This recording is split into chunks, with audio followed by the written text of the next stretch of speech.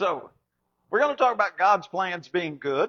I know that life can feel like a maze sometimes. You get in there, you're doing your best, you think you're doing your best, and all of a sudden it takes turns you didn't expect, or you end up at a place that turns out to be a dead end. It can really be frustrating sometimes trying to figure out what's unfolding and when it's unfolding. And even though this is a little cliche, bear with me, it's like the old country song used to say, life is a dance, you learn as you go. And somewhere along the way, we finally figure that out. That is not to say that you should not have your plans. That is to say that you should just simply understand that life is sometimes going to adjust your plans. And I do like the little motivational idea that says when you bump into a dead end or things don't go your way, that's just God trying to say, no, I got a better plan for you. Now, whether that's theologically sound or not, we'll discuss that later, but it helps get you through the rough times, always understanding that God's got something in store for us that's better than anything you and I could plan. We'll start with Proverbs 3, 5, and 6. Trust in the Lord with all your heart. Do not lean on your own understanding. Now, let's pause there. You can have your plans. You can have your agenda. You can have your 5-year plan, your 10-year plan, your 20-year plan, and all of the people who claim to know stuff say that's a good thing to do, so I'm not going to argue with it. But don't lean on it. Don't trust in it with all intensity when life says, I know you had your 10-year plan, but I have a different plan for you. Trust in the Lord with all your heart. Don't lean on your own understanding. And if you will do that, in all your ways acknowledge Him, He will make your paths straight. He'll get you to where He wants you to go and where you want to be eternally. So I know all of this is way easier said than done, but this is what we as Christians learn to do in our training. So Jeremiah 29:11, talking to the people in captivity, he says, for I know the plans I have for you, declares the Lord's, plans for welfare and not for calamity, to give you a future and a hope. Now, God's the one that put them in captivity. He's going to hold them there quite some time longer. And yet, in all of this process, it is a plan for good. So all they have to do is learn how to let go of their own agenda, their own want to, their own calendar, and turn it over to God and cooperate with God in His time. In fact, we sing that song. It's in our songbook. I want to say it's 361. We sing, in His time. He makes all things beautiful in His time. And it's a wonderful song to sing. It's only 2 verses long, and it's one you can sing as you're going down the road, driving your car, and really ingraining it in your mind and your thought. But it's one thing to sing it. It's another thing to really, really totally trusting God with all your heart, that I don't understand what you're doing. I don't understand your timetable. I don't understand why I'm having to go through this or that right now. But I do believe with all my heart that in your time, you'll make all things beautiful, just like we sing in the song. And so we let go and we let God. So why can you trust God? Psalms 139, verse 1 through 4 would tell us, "O Lord, you have searched me, you know me. You know when I sit down and when I rise up. You understand my thoughts from afar. You scrutinize my path and my lying down, and are intimately acquainted with all my ways." Now, either that's a little unnerving to you, it makes you feel uncomfortable, or if you're diligently, sincerely seeking God, then it makes you feel really good because He's the one that looks at your heart. And I think that's kind of neat because He says He understands our thought from afar. And God knows exactly what He's doing. He's got it all figured out. We're the toddlers. I realize that a lot of us in this auditorium are 50, 60, 70 plus years old, but we're still the toddlers compared to God. And so He, like that perfect, healthy parent, knows exactly what He's doing, even though we can't see any further than a kindergartner can see. So we're going to plan our ways much like a kindergartner. Proverbs 16:9. But the Lord's going to direct our steps. And our job, as we just said, is to let go and let God. Our job is to put our trust in Him and His plans. We say it so simply and so smoothly. If God said it, that settled it. That is correct. If you thought that, you're 100% right. However, it's one thing to say it. It's another thing to turn your heart over to it and to really just melt into it and feel the love of God when it doesn't feel like the way we define love. So He's got plans. They're very intentional, and His aim is our good. Now let me do a little short aside. When I say God has plans for you, I'm not saying that He's got plans and you're going to be the next president of the United States, or you're going to be the next multi-millionaire, billionaire, you're going to be the most popular, whatever. When I say He has plans for you and His plans are intentional, I really mean it pretty simple. Ecclesiastes 12:13, the whole duty of man is to fear God and keep His commandments. His plans are for us to line up. Amos 3:3, can two walk together unless they're agreed? His plans are for us to walk in agreement with Him. And His plans are not so shallow that they're earthly oriented, other than our learning to surrender and complete trust to Him. His plans are eternal. And the blessings He had for us are not those that we're going to end at the tombstone and, we leave everything behind as we move on. So definitely He has plans for us. I just think a lot of people in the world nowadays have really twisted that around. And when they think, oh, God's got a plan for me, I'm gonna be the best NBA player ever. No, I really don't think that's God's plan for you. That's pretty short and that's pretty shallow. God's plan is on the other side. That's where we lay up treasures. That's where the eternal life is. That's where the greatest riches are. Of course, it's not easy, and no one should be surprised at this. We have verses like Matthew 16:24. How many times have you dealt with a verse like this? Jesus told the disciples, if anyone would come after me, let him deny himself, take up his cross, and follow me. And though this is really simple, this is straight and narrow way stuff. It is so obvious, and yet I think at the emotional level, it's easy to miss it. He said, I want you to deny yourself. That's again, don't lean on your own understanding. That's where we started out in Proverbs 3. Don't lean on your own understanding. Trust in the Lord with all your heart. If He wants you to deny yourself and go this narrow way, then that's what we do. We take up our cross, which necessarily means some pain and some difficulty.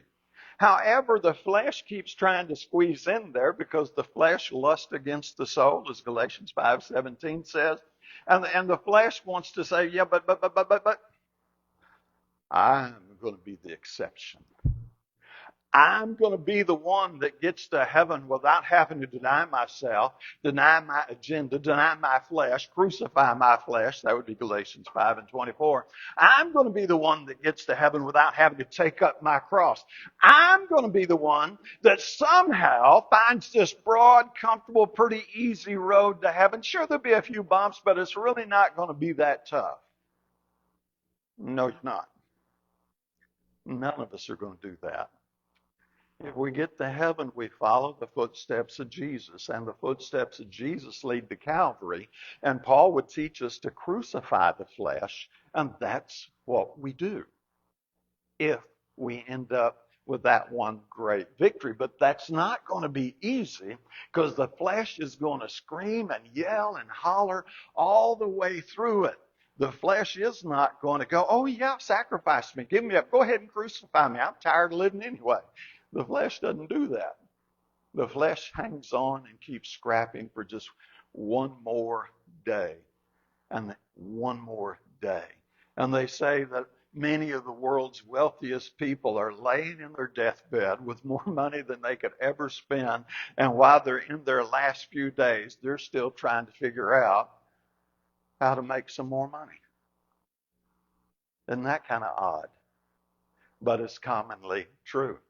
So we're going to have to deny ourselves. We have to take up our cross. I mean, we're going to suffer some. We're going to give up some earthly things. And then there are going to be some seasons of waiting where it can really seem like a long time. And it may be a long time. Remember Abraham? He got the promise, you're going to have a son. You remember how old he was when the son came along? 100 years old. Impossible, right? No, not impossible, but it happened. God made Moses the deliverer of Israel. How old was Moses when God recruited him to actually do it? 80 years old. Think about that one. So those are some long waiting seasons. But Moses had some, I'm going to call it maturing or marinating he needed to do in that season of his waiting. Then some seasons of waiting are a little bit shorter. How long was Joseph in prison after Potiphar's wife did her little lie thing? And he got out and went to be second under Pharaoh? 3 years. Okay, you go, oh yeah, 3 years, that's nothing. Oh, come on. 3 years is forever, right? If it's your 3 years. Now, when we look at it abstractly as somebody else's 3 years, we go, oh no, 3 years, I can do that. Can you really? How long does it take to get a 4-year college degree? Somebody say 4 years. Somebody said 5 years. That'll work too. Okay, so it's real easy on the calendar, right? How many kids give up before they ever get their degree? Because they just burn out and it just gets too long in the process. Well, I thought 4 or 5 years was nothing. Well, it's a whole lot when it's your 4 or 5 years. That's something you don't want to lose sight of. So you have seasons of waiting. Then you have seasons of uncertainty and doubt. So let's go back to Joseph for a moment. Joseph had had some dreams that really suggested he had some great stuff coming, but he didn't know exactly what all of that meant. And then his brothers sell him off into slavery, and things are going like, this isn't what I dreamed. And then Potiphar's wife does her nasty little thing, and he ends up in prison. That's certainly not what he dreamed. He's at the bottom of the barrel just about. And yet, in that time of doubt, Joseph stayed faithful. Joseph hung in there. And he didn't know how long he was going to have to hang in there. He didn't know when things were going to change. He just had that faith. And in that faith, one day, God decided in God's time, it was time to open the door, and Joseph went someplace quite phenomenal. So you're going to go through your seasons of uncertainty and doubt, and you're just not going to know. What does the future hold? Let me ask you this. Do you know what the future holds anyway? The thing that makes the difference here is when I look down the corridor of time, let's just say the next 2 weeks as we look through the holiday season, and we have our schedules kind of planned out, and we kind of know where we're eating this meal and that meal, and we're getting together with the family, and what days the kids are going to be out of school. But we've looked down a couple of weeks, and we go, okay, I'm pretty comfortable that that's what's going to happen. There's a positiveness there looking down that path. It's when you have to look down the path and there's not positiveness. It's when the doctor comes and says, there was something on your test that didn't look right. And we really want to do a second test to go a little deeper. Now what do you know? Either path, you didn't know. You had no clue what was coming tomorrow. It was just that as you look down one path, you were comfortable with what you thought was coming, and you look down the other path and you're not comfortable with what you think's coming, but you don't know either one of them. They're both seasons of uncertainty and doubt. It's just our attitude toward how it's going to unfold. And so you have those, and then you do have just some straight up discomfort. And those can be quite long lasting, depending on what kind of discomfort we're going through. Many of us have known people who have struggled with cancer, and they struggled tough 3, 4, 5, 6 years. And then we had their funeral. That was a long season of discomfort. And if you put yourself in their shoes, that was a really long season of discomfort. It's kind of like, to use the bull riding analogy, when you're sitting in the stands and the guy's just got to sit on the bull for 8 seconds. Come on, what's 8 seconds? That's nothing. Yeah, you get on the bull. Ain't happening. I'm not getting on a mechanical bull, let alone a real one. So the question becomes, as we're trying to really tune into God's plan, is will we trust him? Will we trust him with all our heart, with all our soul, with all our mind? Will we really, really give ourselves over to him and say, so life has taken some turns. I had no expectation were coming. I have no idea, but I know you can make something good come out of it if I'll keep my focus on heaven. That's tough. Don't kid yourself. And if you're struggling with it, Just look yourself in the mirror and go, hey, I'm human. I don't get it any more than Abraham got it. And you do remember Abraham messed it up, remember? He and Sarah decided they need to bring Hagar into the equation, and they tried to take a hold of it with their own wisdom. Didn't work too well, did it? So he loves us. He loves us more than we can imagine. We're not a cold, faceless number to God. I think one of the things that challenges us is how many people do you think you could name, and as you name them, you can see their face and you can really remember some kind of interaction you had with them? Maybe 100? If we really sat for a while and had our paper out, maybe 150, 200. And somewhere beyond that, it becomes too much for our little mind. And God's got 8 billion of us on the planet right now. I cannot for the life of me conceive how he could know the number of hairs on every person's head, 8 billion people, not even counting the people in the past. But he does. He loves us that much. And the only way I know to even begin to illustrate it is you mothers more than the fathers, but all of us had it when that baby was born. Of course, back in my day, you usually didn't know whether you're getting a boy or a girl. You got that message after the baby was delivered. And they wrapped the baby up. And it's just a feeling you can't imagine. And I know with moms, it's even more so. It's just overwhelming love. That's the love God had for you and I when he created us in our mother's womb. He loves us. We're not just some number. We're us. And he knows us inside out. He sees our struggles. He sees our flaws. He sees all of our weaknesses. He knows where he can look at us and go, you're doing pretty good over here. And over here you could use a little work. He knows the whole thing. I think it would really be awesome if we could get an annual report from God, like an annual business evaluation or something where your boss calls you into the office and gives you X number of good points and X number of points you need to work on. That would be wonderful to have that because he knows it inside out. And even though he knows our flaws and our weaknesses and all our dirtiest, darkest little secrets, he demonstrated his own love toward us in that while we were yet sinners, Christ died for us.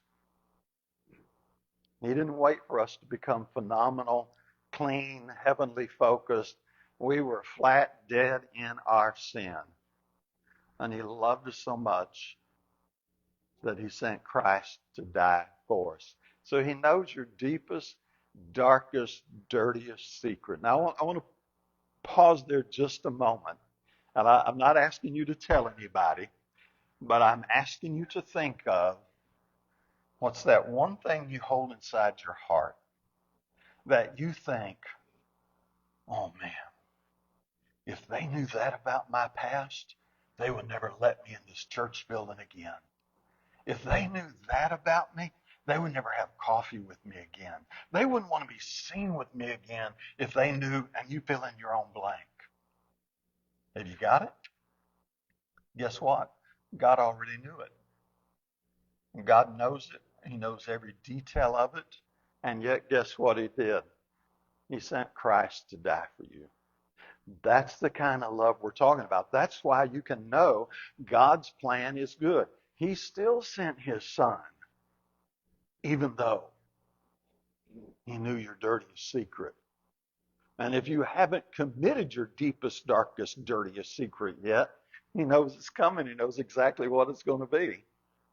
And he still sent Jesus to die for your sins. I think that's wonderful if you can really believe it and connect with it. So also God is everywhere. So nothing's going to take God by surprise. The eyes of the Lord are in every place, watching the evil and the good. Proverbs 15:3. So nothing surprises God. Nothing catches him off guard. Now and then Sharon and I have to look at one another. Okay, we're going to change plans this week. We didn't see that coming. And things happen that way. Sometimes you have your plans and all of a sudden there's an emergency. And plans get rearranged. That doesn't happen to God. God doesn't get taken by surprise. Isn't that a wonderful leader to have? To have someone in your life who sees the big picture. And I don't mean just here to 80 or 90 years old or however long you get to live, but when I say big picture, I mean the eternal picture.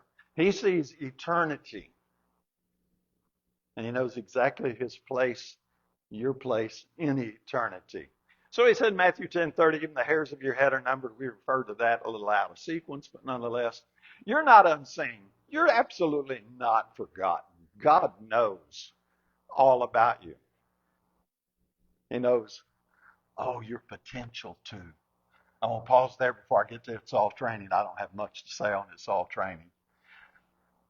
One of the challenges we have, whether we're teaching students in whatever environment, or I'm teaching Bible students in whatever environment, or we're teaching kids who are trying to get into sports, and I know sports would be a little bit different. So many people don't believe in their potential. They just don't feel like they got it.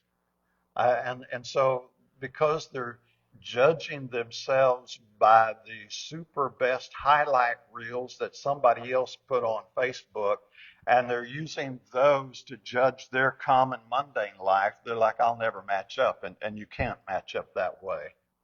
But the potential in each of us is crazy awesome. Now, it may not be the direction you want to go. So if you're a short, heavy little fellow like me and you're thinking, I'm going to be a basketball player in the pros, I think somebody needs to sit down and have a talk with me. I really don't see that coming, So you can get a little messed up sometimes. But the potential that we all have in various areas of life, find your passion and go for it. And then ultimately, it's all training. We'll come back to that one again, of course. So God has a plan for you. It is an eternal plan, and that's where you really need to focus. How often do we sing? This world is not my home. I'm just passing through. My treasures are laid up somewhere beyond the blue. Now, if that is true, if that resonates in the deepest place of your heart, man, we're on. We're in line with God. We're doing exactly what He wants us to do. Matthew 10:28, He says, don't fear those who can kill the body, but after that have no more they can do to you. So that's exactly where we want to be. The flesh is disposable. It is expendable. It is going to die. Only question is, when is it going to die? But we know we're all going to attend a funeral for somebody in this auditorium, or they're going to attend ours. I don't mean that to be morbid. That's just the reality of it. And furthermore, we don't know when that's going to happen. Now, we're hope that when we attend your funeral, you're 90 plus or 100 plus and had a good, healthy life. But God's plan wasn't about earthly accomplishments. God's plan was about the spiritual training as you traveled your pilgrimage. So we're sojourners. Now, I'm using the ESV there. Quick explanation. I'm changing over computers, and I don't have my NASB 1995 up on my new computer yet, so I had ESV available.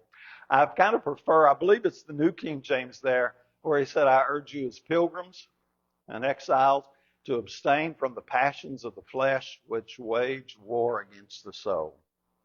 Or as Paul would say, present your body a living sacrifice. So part of our challenge is our limited vision, and that so much of what we do is between here and the tombstone. And it is a balance. I said earlier, it's not wrong to have your 5-year plan, your 10-year plan, your 20-year plan. That's not wrong. It's okay to be planning ahead. But that is just a drop in the bucket of our eternal existence. So our challenge is, go ahead and plan. Absolutely. But understand the insignificance of our earthly plans. It's the spiritual training that counts the most. The tombstone's definitely not the end. Now, once you start envisioning yourself as a spiritual being that's an endless being, it changes the picture. Sure, I'm going to lay this body down.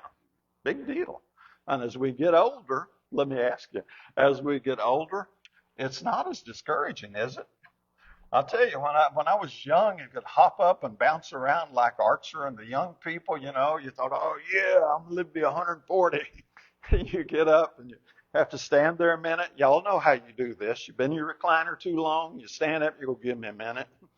And you get your balance, you start loosening things up.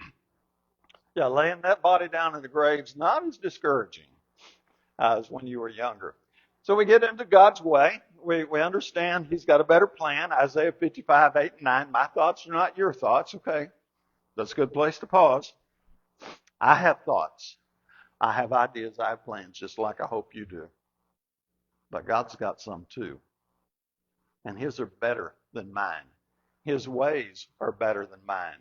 For as the heavens are higher than the earth, so are my ways higher than your ways, and my thoughts higher than your thoughts. When we get to our pinnacle, and I'm talking about secular earthly, when we get to our pinnacle there, and we think we're going to impress God, yeah, we're cute. We're about as cute as a 3-year-old bringing a mud pie to mama. And it is cute. I don't want to take anything away from that. The children, when they play in the mud and do what they do, are just as cute as can be. There's no doubt about it, making their tinker toys or whatever they're doing. But what lasting value does it have? What God has in store for us goes beyond our tinker toys and our little things. So it was 361. I got my memory right in His time. We're not going to do the song, but anyway, wait for the Lord. Be strong and let your heart take courage. Wait for the Lord, because God doesn't move on our timetable. This is tough. So I'm back to Jeremiah 29:10. This is where He had said to Israel in captivity, I know the plans I have for you, plans for good. And here He goes on to say, when 70 years are completed for Babylon, I will visit you and I will fulfill to you my promise. Now I want you to pause there. I highlighted the 70 years. There were people in captivity there that were your age, whatever you happen to be. 13, 17. Jackson, I don't know your age, I'd call it 12. All right. Or I won't call the folks on the older end. I'm 67. Let's use me. I'll be polite. How old am I going to be in 70 years? No, I'm not. That's right. I'm going to be in 70 years. Wait a minute. God came to these people and said, in 70 years, this is when you're going to see my good plan. Okay, if I'm Reese's age, I'm like, this is totally cool. I'll be 73. I can still handle that. I'll get to enjoy it some.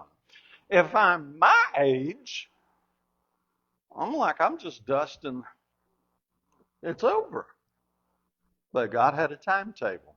And His timetable wasn't my fleshly interest, and it wasn't my fleshly agenda. The timetable was His, and He had a good plan. And the people had to have total faith and trust in the Lord God with all their heart, that even though many of them would be dead by the time this plan came to fruition, their place was to have total faith and commitment to God's plan, even though they would not live to see it. His plans. They're not going to be rushed. They're not going to be delayed. But God's not going to waste the waiting. He had a purpose for that 70 years. And that's the way it works. I think He had a purpose for Moses 40 years being a shepherd. I think He had a purpose for Abraham's waiting until he was 100. I think He had a purpose for Joseph 3 years in prison and everything that went before that. It's not wasted if we learn to align with it and not fight against it and become bitter. It's all training. And part of the training is learning to wait. Wait upon the Lord. Wait. But I want it now. I want to go through Sonic. I want it now. Incidentally, go through the Sonic with me. For some reason, they are not Sonic when I'm there. I don't know what that is, but that's another story. But, we're the drive-through microwave age, and we want everything instantaneously. Okay, for some things, that's fine. But God's not operating like that. So God has plans for peace. It is shalom, which is more than just the absence of conflict. We're talking about some wellness, some well-being, some depth, and the peace he wants to give to us as we engage in his plan. As Christ said, my peace I give to you, not as the world gives peace. So we're looking for a special spiritual connection here that the world is going to look at you and think, you're nuts. I don't even get what you're thinking. And they are confused. They are perplexed by it. That's okay. Jesus gives a different peace, and that's what we're going to be into, and that's the peace we're going to connect with. And we understand he's not going to take the storms out of the way. I like the little meme that goes around sometimes that says God did not remove the Red Sea. He made a way through it. And he's not going to take the storms out of your life. He's going to make a way to endure it. And it's going to be part of the training. But you and I have to actively cultivate this peace and really get on board. So it's all a cooperative effort. This is our last slide. God does his part faithfully. I know he's got his part down. There's no problem to worry about there. He is on our side. He does want to see us succeed just as much as a good, healthy parent wants to see their child succeed. And you do. And it's your joy when they succeed. God is that healthy parent. He wants to see you succeed. And it is his joy when you succeed within the parameters of his will, his morality. And you're the same way as a parent. Your kid comes to you and says, Dad, I got a new career idea. I can make $30,000 a day. I'm going to be the best drug dealer Pine Bluff ever knew. And you just well up with joy and happiness, right? No. You don't want to see your kid succeed along that line. But your kid says, I'm going to go to college and I'm going to learn physics and I'm going to resolve some of the mysteries that are out there. It'll be over your head, but you'll go, okay, that's my kid right there. And when they graduate, you're going to walk around showing pictures of them, right? You just have to trust him. Learn to embrace the spiritual process. And if you're not getting it in James 1:5, after he tells us to enjoy our trials, he says, if you lack wisdom, let him ask of God, who gives to all generously without reproach, and it will be given to you. So you pray for wisdom. Now, one comment. When you pray for wisdom, don't sit around waiting for an angel to fly over you and sprinkle fairy dust on your head. It does not work that way. We pray, give us this day our daily bread. And then you get up off your knees and you go to work and you start working whatever it is to get your daily bread. When you pray for wisdom, you pray for wisdom. Then you get up off your knees and you go cultivate wisdom. You go looking for wisdom. You go study and research and find out points of wisdom. It's not easy, but this is the straight and narrow path. And then the eternal riches are to those of us that are faithful unto death. So God's plan brings good to the faithful. That's the key, to truly be among the faithful. And if you're going to truly be among the faithful, then the first thing you have to do, as the song title says, is let him in. I'm going to make a real quick comment. Just because you got wet in the baptistry doesn't really mean you let him in. You got to really let him in. And when you let him in, and he truly becomes the Lord and master of your life, now you're on the path. So let me ask you, are you on the path? If you are, stay the course. If you're not, it's time for a change. Let us help while we stand and sing.